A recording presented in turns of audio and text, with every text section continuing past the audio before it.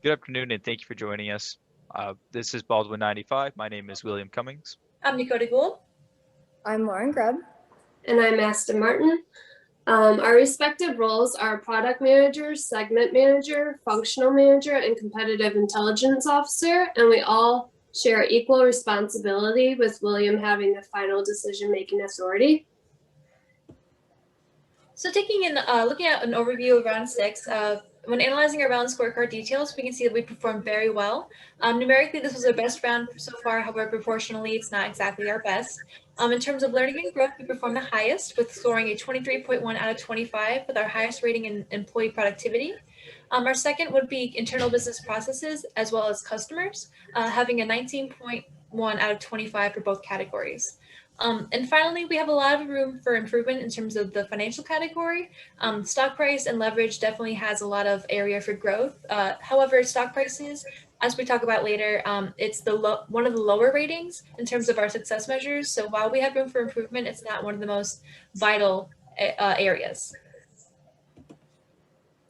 Baldwin has had many successes, our first being our contribution margin. We focused on increasing our automation and adjusting our prices, which allowed our contribution margin to increase.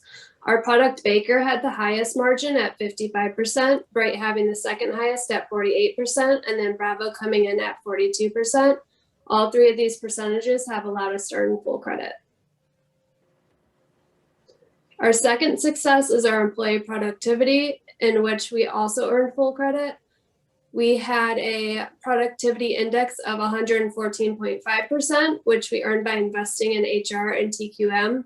We had a little room for improvement when it came to training hours and overtime, but overall we were very successful. A third component that we found success in round 6 were our profits.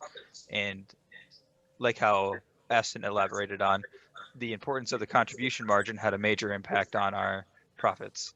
So from the automation to the R&D cost to the proper pricing allowed us to have great sales, which had a good return on our profits.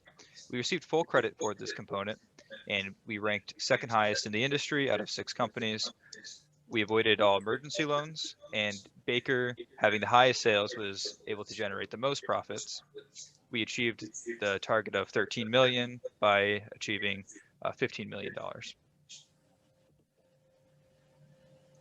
While we have found success in these components for round 6, we have room for improvement in other components such as stock price. Our stock price right now is weighted at 9% of the success measures. It's only 4.5 out of 8, so partial credit of the points. Our closing stock price was $34.33. It's outside of the range that we want to be at of $38 as a low and $120 as a high. We ranked 4th out of the 6 companies in the industry. We did not issue a dividend, so no dividend yield. We can raise the stock price by either issuing a dividend or by retiring stock. Another place where there's room for improvement is our stock out. We received partial credit for this, so we got a 2.1 out of 5. Baker was our low tech and Bright was our high tech item that both stocked out. Bravo is another high tech item of ours that we also have leftover inventory for. We can improve this in the future by forecasting properly. Thirdly, our room for improvement is our customer satisfaction. For this, we actually received no credit. It was because we stocked out, of course. We sold 50,000 units and had decent survey scores. We can improve this by not stocking out in the future and properly forecasting for our inventory. To close, one thing I took away from the Capsim simulation was how we can use debt to give us leverage, and this will increase our company's profitability as well as productivity. Yeah, a couple of things that I took away were the challenges of forecasting and then the importance of it. We used the best and worst case scenario formula, I suppose, and we still encountered some problems since it's so dependent on what our competitors are doing, and that can sometimes be unpredictable. But I also came to a better understanding of the importance of automation and how it can really raise that contribution margin.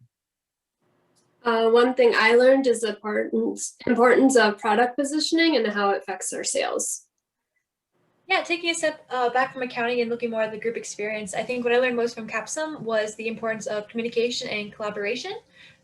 Trying to find time in our schedules as college students and as adults to gather together and make these round decisions is kind of hard sometimes. So learning the importance of actually communicating and understanding each other is something I'm going to take away into my future career, and I think everyone else will as well. So this has been Baldwin 95's Group Zoom video project. Thank you for listening.